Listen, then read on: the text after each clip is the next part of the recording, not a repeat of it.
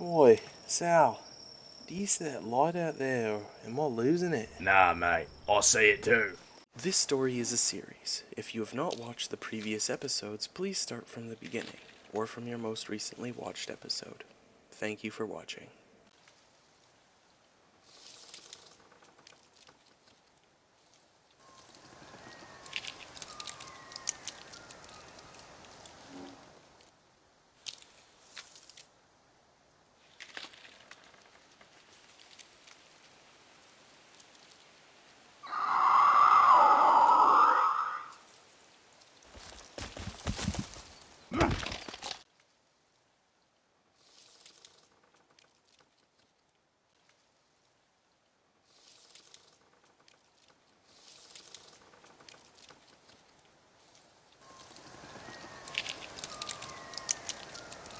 Sal felt the warm breeze and spotty sun rays piercing through the trees, splashing onto his chest.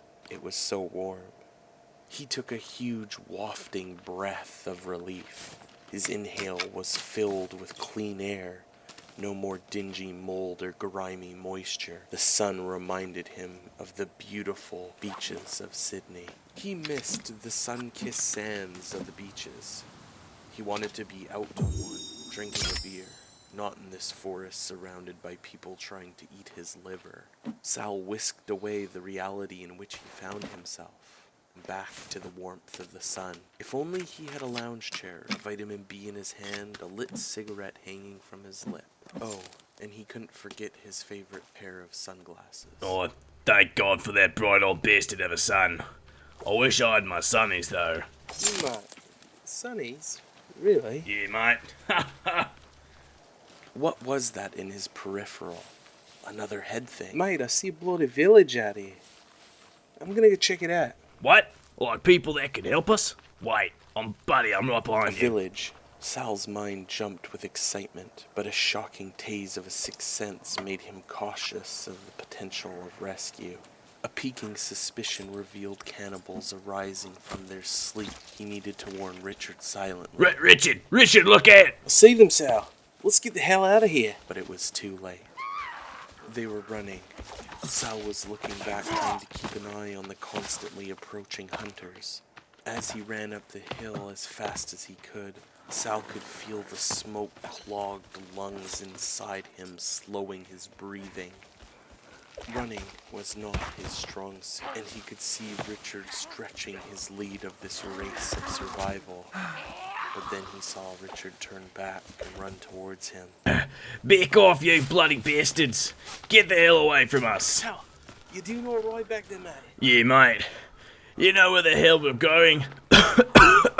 Just keep running, mate. I'm trying to find a way. For once in his life, Sal felt like he had somebody that had his back. That Richard wasn't going to abandon him. It cracked the hardened criminal shell Sal wore. His thoughts of happiness returned to reality and watched a cannibal club Richard. An image of Richard's near lifeless body falling to the ground causes Sal's rage to pop like a shaken bottle of champagne. Sal wasn't going to lose the only friend he had in this world. I got you, mate. You ain't leaving me alone in this bloody forest. Sal is...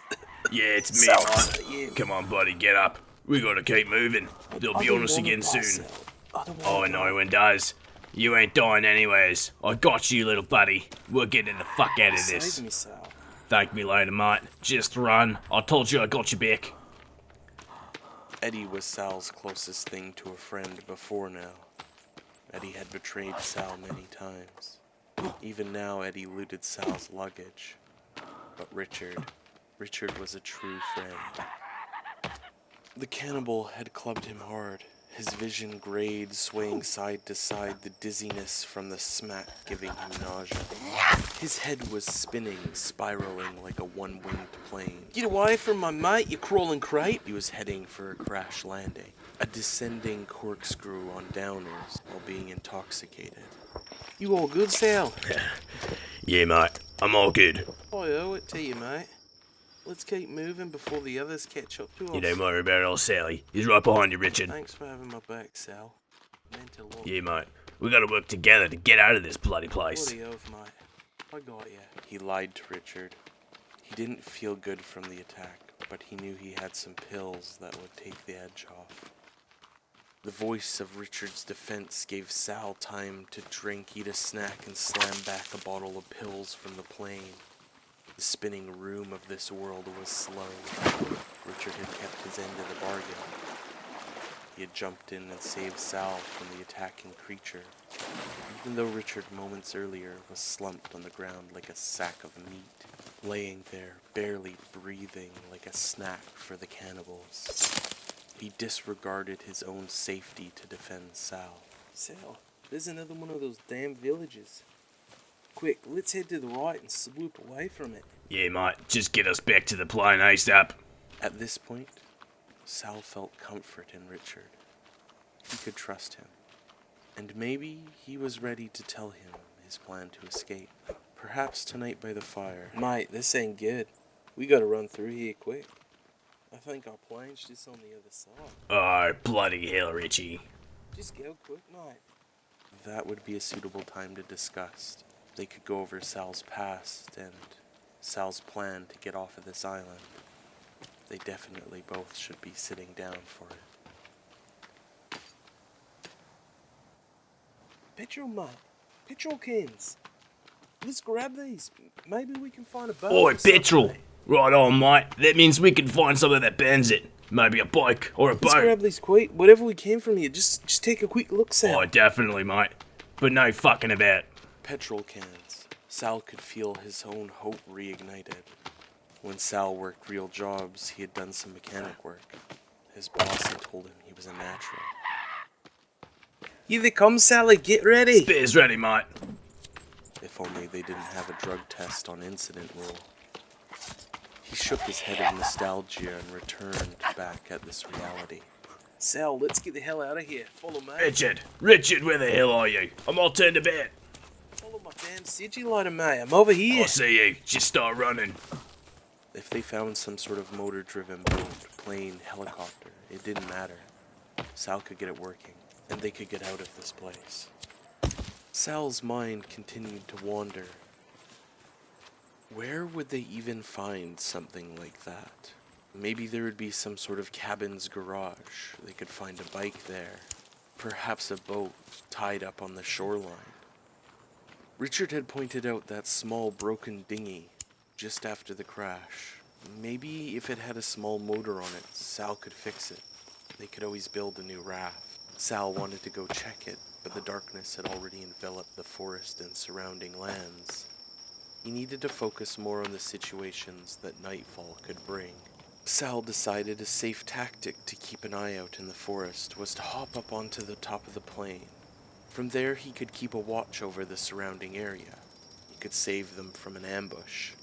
Scanning from the top, he could see many deer frolicking in the small field to the side of their plane. Sal's mouth began to salivate from the memory of the charred deer meat Richard had cooked up the other night. On that topic, he also noticed Richard lighting the standing torches that he had placed out the first night. The extra light could give away any sort of creep sneaking up on the two of them. Another drink of a canned cola salvaged from the plane's supplies left his backpack low. They would need to find a better and more consistent source of drinkable liquids. He watched Richard scare away the couple nearby deer. Maybe he was trying to nab one for dinner, but not anymore.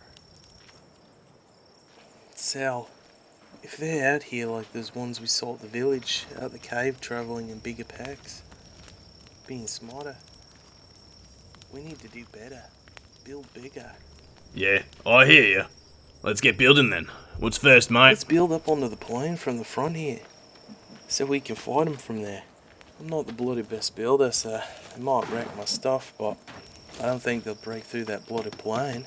Yeah, fair thinking, mate. That's the kind of plan I like to hear. Alright, Sal. Well, let's start stacking up these logs and help me build. Righto, Sally's on the job. Richard always played the long game, didn't he? Sal's mind made the realization that Richard was preparing in case they had to be here for weeks or months. Building was smart, though. Richard was a smart man. They worked well together. With Richard's planning and Sal's strength, they figured they could build quite the base around the plane. It would give them a good chance of surviving the constant attacks from the cannibals. Sal thought about if they built farther out walls, maybe they would avoid coming any closer. Boy, Sal, do you see that light out there, or am I losing it? Nah, mate, I see it too. Sal couldn't believe Richard spotted a light out in the forest. Sal could barely make it out at this distance. As Sal moved closer in for a better look, it didn't get much better either. But Sal could see movement of bodies running amongst the shadow-filled forest. Do you think they're here to save us? We should go check it out. Yeah, nah, mate, hold on, mate, hold on. I don't mean to be a downer, but what if that's not the police or the search and rescue? What do you mean, mate? We should go check it Mate, out. hold on. Think about it. If they were the police, they'd be calling out, "We got a bloody fire going," and they're just walking by. Get your head in it, you dingo.